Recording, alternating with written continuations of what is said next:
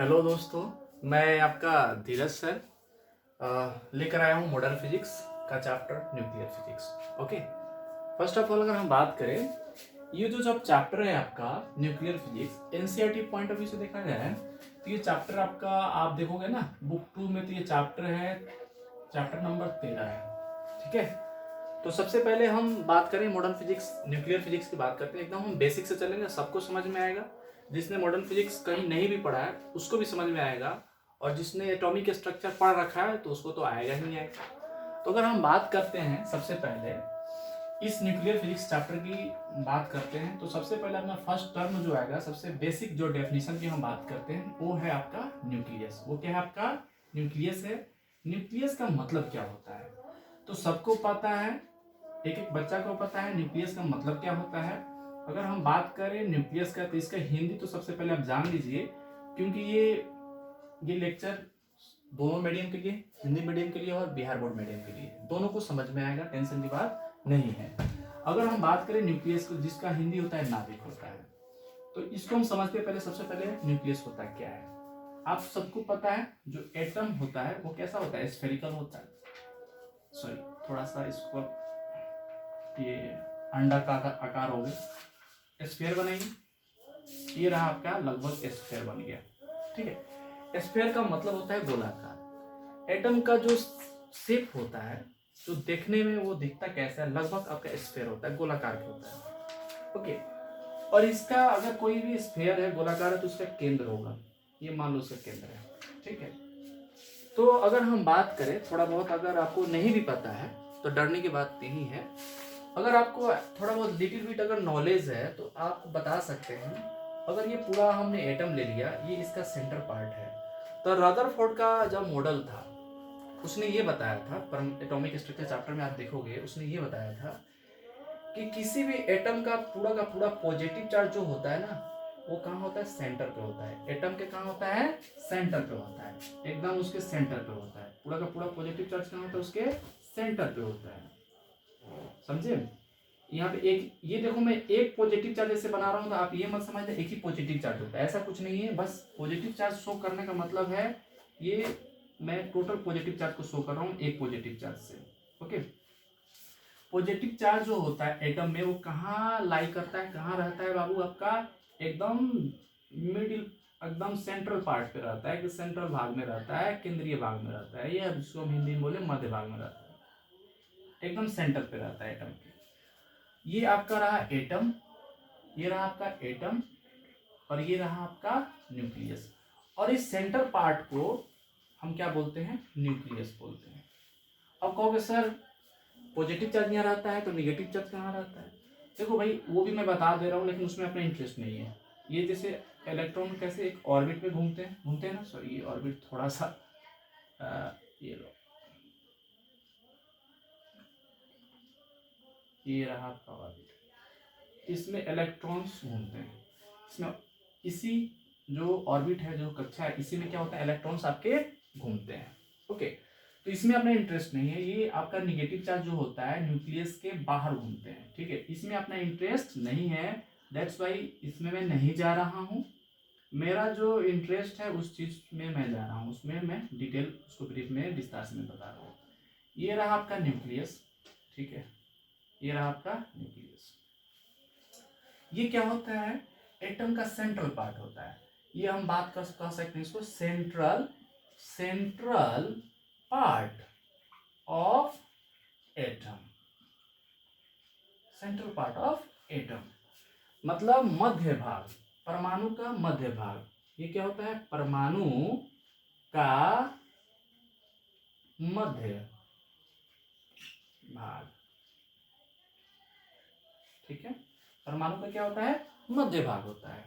ठीक है बालक सब, अगर हम बात करते हैं नेक्स्ट न्यूक्लियस को, अगर हम डिफाइन करते हैं तो आप कैसे डिफाइन करोगे, इसको कैसे लिखोगे? लिखोगे it is central, it is central part of an atom. ये किसी भी परमाणु का मध्य भाग होता है। किसी भी परमाणु का क्या होता है? मध्य भाग होता है। अगर इसका हम बात करें हिंदी तो सबको पता है, बहुत आसान है। इसका मतलब क्या लिखोगे? लिखोगे यह कौन, यह कौन, अरे नाभिक। यह मतलब कौन, जिसकी हम बात कर रहे हैं, नाभिक की बात कर रहे हैं। किसकी हम बात कर रहे हैं? यह मतलब नाभिक की बात कर रहे हैं। यह परमाणु का, यह परमाणु का मध्य या केंद्रीय भाग, मध्य भाग होता है। ठीक है गाइस, सबको समझ में आ गया होगा यहाँ तक? अब बोलो आगे चले हम।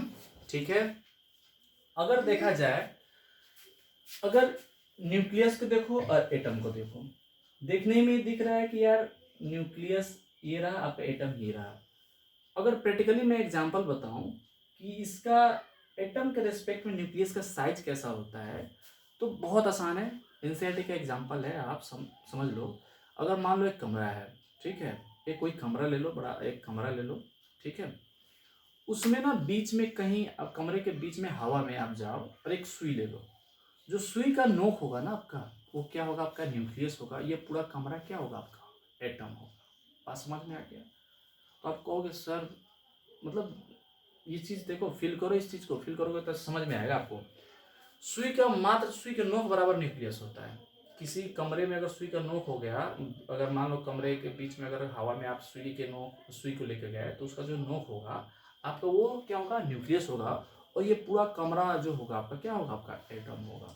ठीक है, नेक्स्ट हम बात करते हैं कि इसका साइज, अगर हम साइज का रेंज आपको हम बताएं तो देखिए, दोनों क्या है? स्फेयर है, मतलब गोलाकार है। तो गोलाकार का बेसिकली अगर हम बात करें तो आपको आइडिया लग जाएगा, रेडियस से आइडिया लग जाएगा। अगर हम बात करते हैं रेडियस, अगर हम बात करते हैं, देखो रेडियस ऑफ, हम बात करते हैं रेडियस ऑफ न्यूक्लियस। अगर हम बात करते हैं रेडियस ऑफ न्यूक्लियस, तो उसका लगभग होता है 10 के पावर माइनस 15, 10 के पावर माइनस 15 मीटर। ठीक है, और हम बात करें रेडियस ऑफ एटम, तो वो होता है 10 के पावर माइनस 10 मीटर। समझ में आया सबको? Okay, sorry. अब इस चीज को आप देखो, ये जो क्वांटिटी है, ये जो ये देखो, ये क्वांटिटी और ये क्वांटिटी में अंतर देखिए, समझिए। देखने में आपको लग रहा होगा ज्यादा अंतर नहीं है, लेकिन बहुत अंतर है। ये वाला क्वांटिटी 10 के पावर माइनस 15 बहुत ही छोटा होगा किसके कंपेरिजन में? 10 के पावर माइनस 10 के कंपेरिजन में। मतलब इसका जो न्यूक्लियस का जो रेडियस होगा, रेडियस का मतलब होता है त्रिज्या। ठीक है, इसका जो त्रिज्या का जो रेंज होगा वो काफी क्या होगा? छोटा होगा। ये इसका, मान लो ये इसका रेडियस और ये इसका रेडियस। बात समझ में आ क्या? तो ये जो रेडियस होता है इसके रिस्पेक्ट में क्या होगा? काफी क्या होता है? छोटा होता है। अगर रेडियस बड़ा होगा तो साइज भी क्या होगा? बड़ा होगा। अगर मान लो एटम का अगर रेडियस बढ़ता है, अगर यहाँ से बढ़ के अगर मान लो रेडियस यहाँ तक पहुँच जाता है, तो क्या होगा? साइज भी तो एटम का बढ़ जाएगा। उसी हिसाब से अगर, तो हम सिंपल रेडियस नहीं समझ गए, साइज को समझ गए, तो आपको थोड़ा सा फील आ गया होगा कि न्यूक्लियस का जो साइज होता है एटम के रिस्पेक्ट में काफी क्या होता है? छोटा होता है। अगर आगे हम बढ़े अब, तो आपको मैं थोड़ा सा बता दूं, ये जो न्यूक्लियस होता है इसको आप लोग कॉपी कर लो, वीडियो को रोक के पॉज करके कॉपी कर लेना। ठीक है, नेक्स्ट हम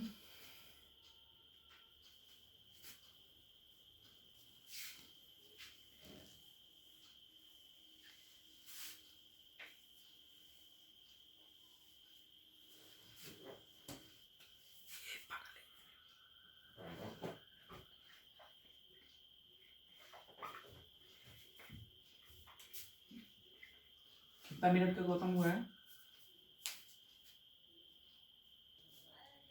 नेक्स्ट हम बात करते हैं स्ट्रक्चर ऑफ न्यूक्लियस, जिसका हिंदी होता है नाभिक की संरचना। मतलब नाभिक का बनावट कैसा होता है, ठीक है, उसका संरचना कैसा होता है, उसका स्ट्रक्चर कैसा होता है। केवल मैं अब न्यूक्लियस ले रहा हूँ, आपको भी पता है न्यूक्लियस भी जो होता है वो कैसा होता है? आपका स्फेरिकल होता है, मतलब कैसा होता है? गोलाकार होता है। ठीक है, सॉरी, ठीक है। ये रहा आपका न्यूक्लियस, ठीक है।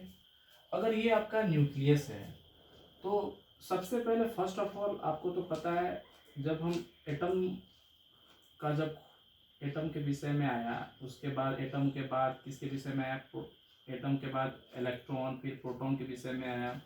प्रोटॉन का जब डिस्कवरी हुआ था, न्यूक्लियस का भी साथ साथ उसका डिस्कवरी हो गया था आपका। उसके बाद बात आया न्यूक्लियस का, जब न्यूक्लियस की बात आई, जिसमें हमने बात करा था केवल क्या होता है, पॉजिटिव चार्ज होता है, प्रोटॉन होता है। तो केवल उसमें प्रोटॉन ही पॉजिटिव चार्ज नहीं होते हैं। एक साइंटिस्ट था जिसका नाम था एस.जे. चाडविक। एस.जे. मतलब जेम्स चाडविक, ऐसे नॉर्मली लोग फेमस है जेम्स चाडविक नाम से।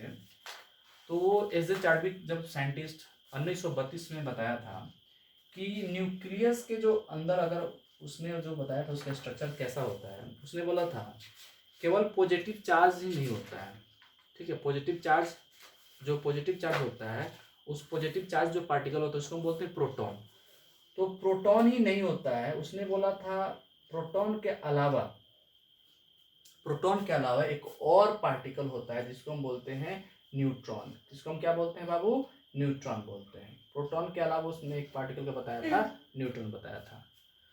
प्रोटॉन जो होता है, प्रोटॉन के साथ साथ ये प्लस का मतलब पॉजिटिव चार्ज नहीं, ये मतलब ये दोनों रहते हैं, प्रोटॉन और क्या रहते हैं, न्यूट्रॉन रहते हैं। ये प्लस में लिखा है कि ये दोनों है, इसमें न्यूक्लियस में, कोई भी न्यूक्लियस में प्रोटॉन और साथ साथ क्या रहते हैं, न्यूट्रॉन भी रहते हैं, ठीक है। प्रोटॉन और न्यूट्रॉन रहते हैं, ठीक है। ये प्रोटॉन होता है, अगर हम बात करें प्रोटॉन और न्यूट्रॉन की हम बात करते हैं, प्रोटॉन कैसा होता है, न्यूट्रॉन क्या होता है, इसका प्रॉपर्टीज क्या होता है, इसका प्रॉपर्टीज क्या होता है। अब इसको हम बारी बारी देख लेते हैं। तो सबसे पहले तो आपको समझ में आ गया ये क्या है, आपका न्यूक्लियस है। ये क्या है आपका बाबू, न्यूक्लियस है। न्यूक्लियस आपको भी पता है, न्यूक्लियस का मतलब क्या होता है, नाभिक होता है, ठीक है। ये रहा आपका प्रोटॉन, ये रहा आपका, इसमें दो चीज रहता है, एक रहता है प्रोटॉन रहता है, दूसरा क्या रहता है आपका, न्यूट्रॉन रहता है, ठीक है। इसको शॉर्ट फॉर्म में हम P+N भी लिख सकते हैं। आप ऐसे शॉर्ट में आप ऐसे लिख लेना, P+N लिख लेना।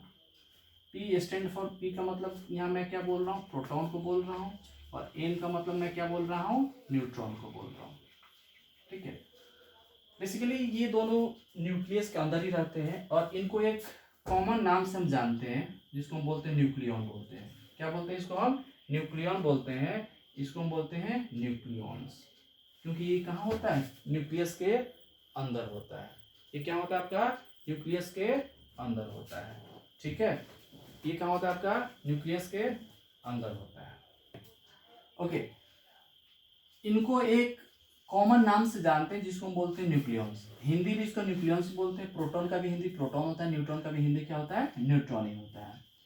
न्यूक्लियॉन्स प्रोटॉन को भी कहा जा सकता है और न्यूट्रॉन को भी कहा जा सकता है, ठीक है। अगर हम बात करें, सबसे फर्स्ट ऑफ ऑल अगर हम बात करते हैं, पहले प्रोटॉन के बारे में थोड़ा जान लेते हैं, उसके बाद हम किसके बारे में जानेंगे, न्यूट्रॉन के बारे में जानेंगे। तो मैं इसको रब कर रहा हूं। तो सबसे पहले हम बात करते हैं, प्रोटॉन की बात करते हैं। अब हेडिंग लिखो सारे, सर प्रोटॉन, प्रोटॉन के विषय में जानते हैं, ठीक है। प्रोटॉन क्या होता है, देखो बेसिकली अगर हम बात करें, देखो प्रोटॉन एक ऐसा पार्टिकल है, ऐसा कण है जिसपे आवेश, जिसपे चार्ज कैसा होता है, पॉजिटिव चार्ज होता है। जिसपे चार्ज कैसा होता है, पॉजिटिव होता है। तो अगर हम बात करें, अगर देखा जाए चार्ज ऑन, अगर हम बात करते हैं चार्ज ऑन, सॉरी इंग्लिश में, चार्ज ऑन, अगर हम प्रोटॉन की बात करें, चार्ज ऑन प्रोटॉन की बात करते हैं, वो कितना होता है, सबको पता है कितना होता है, सारे बोलो प्रोटॉन का चार्ज कितना होता है। आप कहोगे सर प्लस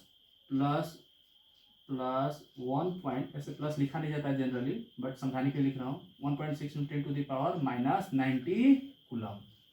और इसको सम टाइम क्या, इसको ऐसे भी लिखते हैं, प्लस ई लिखते हैं। इस जो वैल्यू को, ये जो वैल्यू है, इसको हम एक सांकेतिक रूप से या बोले सिंबॉलिक रूप से किसे चिन्हित करते हैं, इसको ई से, इसे किसे डिनोट करते हैं, स्मॉल ई से। तो इसको आप याद रखिएगा ऐसे। अगर हम बात करें कि प्रोटॉन का मास कितना होता है, क्या है बाबू, प्रोटॉन का मास कितना होता है, तो अगर हम बात करते हैं मास ऑफ प्रोटॉन, अगर हम बात करें मास ऑफ प्रोटॉन की बात करें, वो कितना होता है, सारे बोलो, सारे सोच लो कितना होता है, 1 पॉइंट, बोलो सारे, 1.6 726 इंटू 10⁻⁻27 kg होता है। ओके, ये प्रोटॉन का एक्चुअल ये मान स्टैंडर्ड मान है जो नॉर्मली स्टैंडर्ड बुक में दिया रहता है। ये प्रोटॉन का क्या होता है, आपका मास होता है। ठीक है, अगर हम बात करते हैं प्रोटॉन को कैसे लिखा जाता है, कैसे सिंबलाइज कैसे किया जाता है, कैसे इसको चिन्हित किया जाता है, अगर सिंबल की हम बात करते हैं, सारे ध्यान से समझना, सिंबल कैसे इसका बनाया जाएगा, प्रोटॉन का सिंबल कैसे बनाया जाएगा। बेसिकली जो प्रोटॉन होता है, सिंपली अगर प्रोटॉन क्या होता है वो देखना, ध्यान समझना। आप हाइड्रोजन के बारे में जानते हो, सारे जानते हो हाइड्रोजन क्या होता है, सबको पता है, एक एलिमेंट है जिसका एटॉमिक नंबर क्या है, 1 होता है। ठीक है, पीरियोडिक टेबल में आप देखोगे हाइड्रोजन तो सबसे पहले ही आता है, तो उसका एटॉमिक नंबर कितना होता है, 1 होता है हाइड्रोजन का। तो बेसिकली प्रोटॉन को हम डिफाइन कैसे करते हैं, हाइड्रोजन प्रोटॉन को हम बोलते हैं हाइड्रोजन न्यूक्लियस। क्या बोलते हैं इसको, हाइड्रोजन न्यूक्लियस। प्रोटॉन को हम बोलते हैं हाइड्रोजन न्यूक्लियस। देखना समझना, पहले नहीं लिखा था, बाद में लिख रहा हूं समझाने के लिए।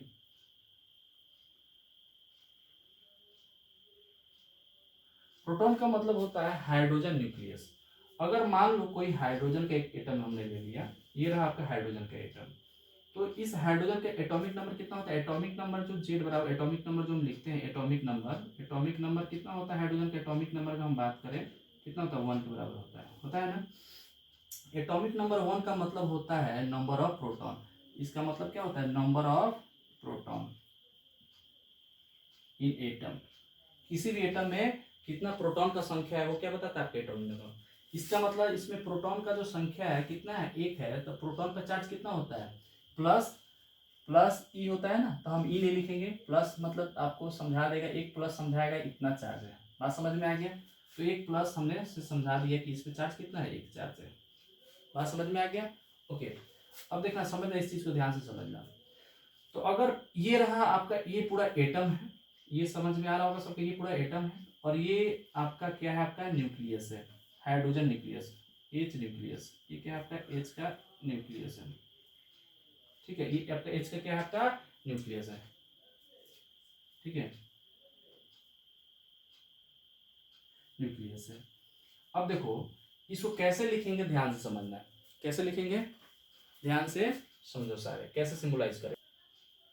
ठीक है, नेक्स्ट देखिए, ध्यान समझिए, ये आपका हाइड्रोजन का आपका इसमें एक प्रोटॉन है। अगर मैं इसे अंदर लिख रहा हूँ थोड़ा छोटा छोटा होगा समझना, बट अगर देख लेना समझ लेना, एक प्रोटॉन है इसमें, और इसमें एक इलेक्ट्रॉन होता है। ठीक है, तो अगर देखा जाए, ध्यान से समझा जाए इसको, इस चीज को, इसको कैसे हमने, अगर चार्ज ऑन प्रोटॉन हमने लिखा +1.6 × 10⁻⁻90 कूलम, जिसको हम प्लस ई बोलते हैं, चाहे वो ऐसे 1 भी बोला, इसको सिंबॉलिक अगर स्टैंडर्ड फॉर्म में बोले तो 1 एक चार्ज है, प्लस चार्ज मतलब 1 यूनिट चार्ज, 2 हो जाएगा तो 2 यूनिट चार्ज, 3 हो जाएगा तो 3 यूनिट चार्ज, इस टाइप से हम बोलते हैं। और उसी तरह अगर हम बोले इसको, अगर इसको सिंबॉलिक अगर लिखा जाए, अगर इसको सांकेतिक रूप से अगर लिखा जाए, जैसे आगे पढ़ोगे एटॉमिक मास यूनिट मैं आगे पढ़ाऊंगा, तो इस पूरे वैल्यू को 1.6726 × 10⁻⁻27 kg को हम बोलते हैं 1 AMU, 1 एटॉमिक मास यूनिट, और इसको बोलते हैं 1 U से भी लिखते हैं। कितना से लिखते हैं, 1 U से भी लिखते हैं। ठीक है, तो अगर देखो कैसे हम लिखेंगे, ध्यान से समझना। अगर प्रोटॉन को हम सिंबलाइज करते हैं, प्रोटॉन को अगर सिंबल लिखना है, तो प्रोटॉन क्या होता है, हाइड्रोजन न्यूक्लियस होता है, तो H लिख दिया। क्या लिख दिया भैया, H लिख दिया। और सबसे पहले नीचे हम लिखते हैं हाइड्रोजन के न्यूक्लियस में कितना चार्ज है, हाइड्रोजन के न्यूक्लियस में कितना चार्ज है। अगर हम चार्ज की बात करते हैं, देखो चार्ज कितना है, +E है, चार्ज कितना है आपका, +E, एक ही प्लस है ना, 1, हम कितना लिख देंगे, 1, एक ही +E है। अगर यहाँ पे फॉर एग्जाम्पल अगर जैसे 1 यहाँ पे क्या है, 1 ही, अगर 2E होता है क्या लिखते हैं, 2 लिखते हैं। अगर यहाँ पे 3E होता है यहाँ पे क्या लिखते, 3E लिखते। तो नॉर्मली क्या है, यहाँ पे +E है, मतलब इसको हम एक क्या लिख लेंगे, 1 लिख लिया। उसके बाद हम लिखेंगे मास, लिखेंगे इसके ऊपर हम क्या लिखते हैं, मास लिखते हैं। इस पूरे मास को हम क्या बोलते हैं, 1 MU बोलते हैं। तो मास कितना लिख दें, 1 MU लिख दें। तो ये रहा आपका सिंबल, प्रोटॉन का ये रहा आपका सिंबल। सारे कॉपी करो, फिर आगे चलते हैं। अब हम बात करते हैं न्यूट्रॉन की बात करते हैं। न्यूट्रॉन की बात करते हैं। अगर न्यूट्रॉन की अगर हम बात करते हैं तो देखो इसकी मास उससे कंपेयर करो थोड़ा सा क्या है, ज़्यादा है। अगर आप कंपेयर करो प्रोटॉन की मास से तो थोड़ा सा आपको क्या लगेगा, ज़्यादा लगेगा। और इसको भी हम लगभग कितना ले लेते हैं, थोड़ा सा ज़्यादा, लगभग 1 MU ले लेते हैं, 1 MU ले लेते हैं। अगर माइक्रोस्कोपिक लेवल से देखा जाए, मतलब एकदम सूक्ष्म स्तर पर देखा जाए, तो क्या होता है, न्यूट्रॉन का जो मास होता है वो क्या होता है, ज़्यादा होता है। और प्रोटॉन का मास क्या होता है, न्यूट्रॉन से थोड़ा सा क्या होता है, कम होता है। इसका चार्ज क्या होता है, ये चार्जलेस होता है, इस पर कोई भी आवेश नहीं होता है, इस पर कोई भी आवेश नहीं होता है। अगर सिंबल लिखा जाए तो सिंबल कैसे लिखा जाएगा, ध्यान से देखिए। मैंने क्या बताया, जैसे वो था, जैसे प्रोटॉन था तो उसको हम, प्रोटॉन क्या होता है, हाइड्रोजन न्यूक्लियस होता है, H लिखते हैं, नीचे चार्ज लिखते हैं, ऊपर क्या लिखते हैं, मास लिखते हैं। तो न्यूक्लियस पे चार्ज कितना है, 0 है। अगर हम बात करते हैं मास, तो मास भी है, कितना लेंगे हम, 1 MU, तो इसका भी मास क्या ले लेंगे, 1। तो ये रहा, हम सिम्बॉलिकली इसको हम रिप्रेजेंट कर दिए। यहाँ तक सबको समझ में आ गया होगा। इसको कॉपी करो, फिर आगे बढ़ते हैं। ओके, कॉपी सबने कर लिया होगा। नेक्स्ट हम आगे बढ़ते हैं। देखो इसके अब यहाँ तक पढ़ने के बाद आपको ये समझ में आ गया, ये तो समझ में डेफिनेटली आ गया। नोट डाल के हम ये लिख सकते हैं, नोट डाल के हम ये तो जरूर पॉइंट लिख सकते हैं कि जो न्यूक्लियस होता है, न्यूक्लियस, न्यूक्लियस अगर हम बात करें, किसकी बात करें बाबू, न्यूक्लियस की अगर हम बात करते हैं तो न्यूक्लियस जो होता है बाबू, nucleus is made made of किससे बना होता है, made up of neutron, neutron and proton. ये किससे बने होते हैं, न्यूट्रॉन और प्रोटॉन से बने होते हैं। तो आप यहाँ से ये लिख सकते हैं, जो नाभिक होते हैं वो न्यूट्रॉन्स और प्रोटॉन से मिलके बने होते हैं। न्यूट्रॉन और प्रोटॉन से बाबू मिलके बने होते हैं, न्यूट्रॉन और प्रोटॉन। न्यूट्रॉन कैसा पार्टिकल होता है, जिसपे कोई भी चार्ज नहीं होता है। प्रोटॉन कैसा पार्टिकल होता है, जिसपे क्या होता है, पॉजिटिव चार्ज होता है। न्यूट्रॉन का मास क्या होता है, प्रोटॉन से थोड़ा सा क्या होता है, ज्यादा होता है। तो आप इन दोनों फॉर कैलकुलेशन में कभी कभार ऐसा होता है कि हम न्यूट्रॉन और प्रोटॉन का मास को लगभग क्या ले लेते हैं, बराबर ले लेते हैं। लेकिन आगे इसी चैप्टर में हम पढ़ेंगे जहां दोनों का मास हम क्या अलग अलग लेंगे। न्यूट्रॉन का मास जो एक्चुअल होता है वो लेते हैं, और प्रोटॉन का मास होगा वो हम वही लेंगे। जैसे आप बाइंडिंग एनर्जी जब हम बात करेंगे, बंधन ऊर्जा की बात करेंगे, इसी चैप्टर में है, तो उसमें आपको और आगे अच्छे से समझ में आएगा।